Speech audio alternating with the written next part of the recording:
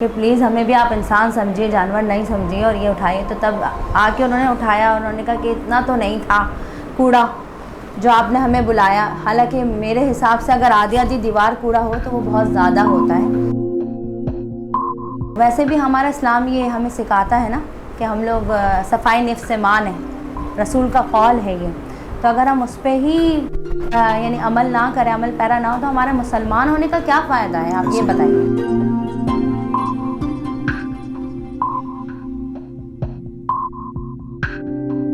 ख़वातीन व हज़रात, अस्सलामु अलैकुम व रहमतुल्लाह। मैं सैयद अवैद रज़ा मेटे न्यूज़ की वीडियो में आपको खुशामदीद कहता हूँ। ख़वातीन व हज़रात, आज के दौर में ख़वातीन के मुख्तलिफ शौक़ हैं।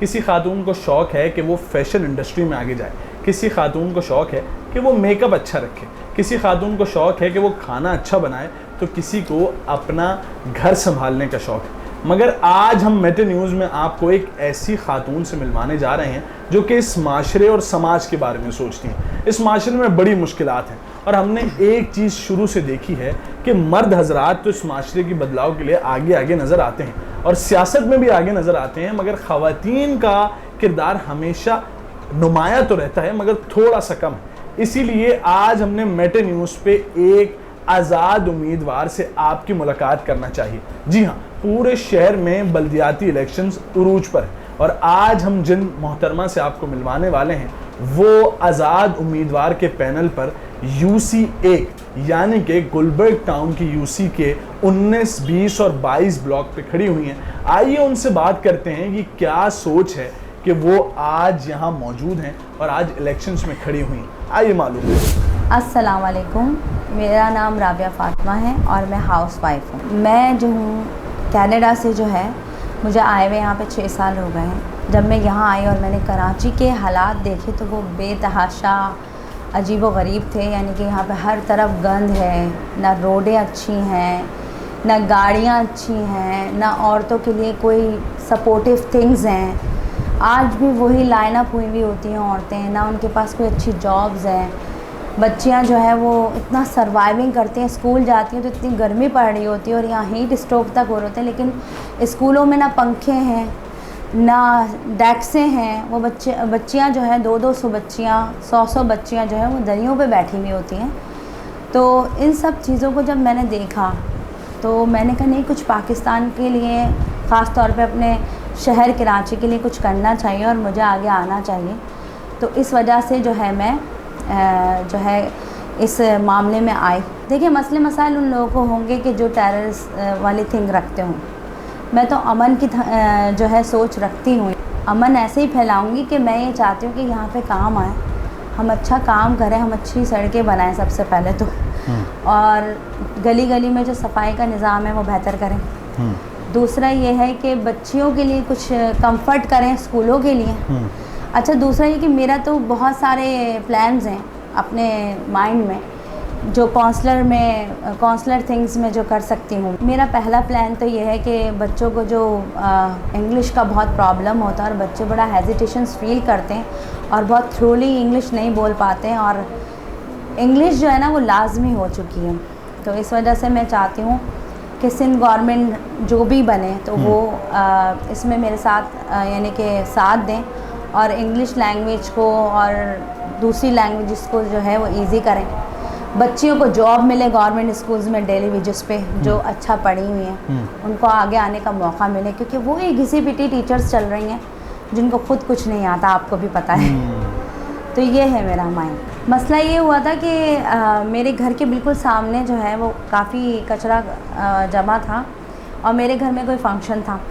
तो फिर मैं और मेरे हस्बैंड वहाँ पे गए और हमने उन लोगों से अपील की कि सर ये प्लीज़ उठा लीजिए, बहुत गंदगी हो रही है। हम गए थे ये केएमसी के ऑफिस, तो यहाँ पर पूरी गली यानी कि बिल्कुल ही गंदी थी और यहाँ के लोग कहते हैं कि वो कहना नहीं सुनते। तो फिर हम लोग गए और हमने जाके उनसे बात की, बड़ी रिक्वेस्ट की, लेकिन वो जो है वो 2 दिन तक नहीं आए और वो कचरा वहाँ पड़ा रहा। तो फिर हम लोगों ने जो है वो जाके ज़रा गुस्सा किया उन लोगों के ऊपर कि प्लीज़ हमें भी आप इंसान समझिए, जानवर नहीं समझिए और ये उठाइए। तो तब आके उन्होंने उठाया, उन्होंने कहा कि इतना तो नहीं था कूड़ा जो आपने हमें बुलाया। हालांकि मेरे हिसाब से अगर आधी आधी दीवार कूड़ा हो तो वो बहुत ज़्यादा होता है और अगर घर में किसी के पड़े रहे, मैं तो ये कहती हूँ कि उनके भी अगर घर में पड़ा रहता है इतना इतना कूड़ा, तो मेरे ख़्याल में वो अपना घर ज़रूर मासी से या किसी से सफाई करवाते।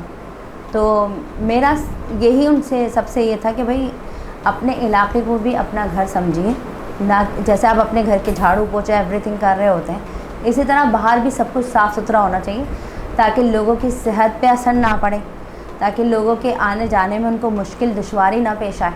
ठीक है, तो वैसे भी हमारा इस्लाम ये हमें सिखाता है ना कि हम लोग सफ़ाई नफ्स से मान है, रसूल का कौल है ये। तो अगर हम उस पर ही यानी अमल ना करें, अमल पैरा ना हो, तो हमारे मुसलमान होने का क्या फ़ायदा है, आप ये बताइए। आवाम से यही कहना चाहूँगी कि मैं भी आप लोगों की तरह मिडिल क्लास हूँ और एक हाउस वाइफ हूँ। मेरी अपनी बहनों से, माँओं से, भाइयों से, बाप से, सबसे अपील है कि आप लोग मुझे वोट करें और सपोर्ट करें, अपनी बहन को, अपनी बेटी को और अपनी माँ को, क्योंकि अगर आप लोग मुझे सपोर्ट नहीं करेंगे तो आइंदा कभी भी काउंसलरशिप पे कोई भी खातून नहीं आएगी। और मैं ये फ़र्स्ट टाइम है कि मैं आई हूँ इस जगह पर और खड़ी हुई हूँ, तो मुझे अपने बहनों से, भाइयों से बहुत उम्मीद है, ख़ास तौर पे अंचोली से, UC1 से, क्योंकि मैं यहाँ से काउंसलरशिप के लिए खड़ी हुई हूँ। तो मुझे यकीन है कि जहाँ जहाँ मेरा मैसेज जाएगा तो वो लोग मुझे ज़रूर सपोर्ट करेंगे इंशाअल्लाह ताला।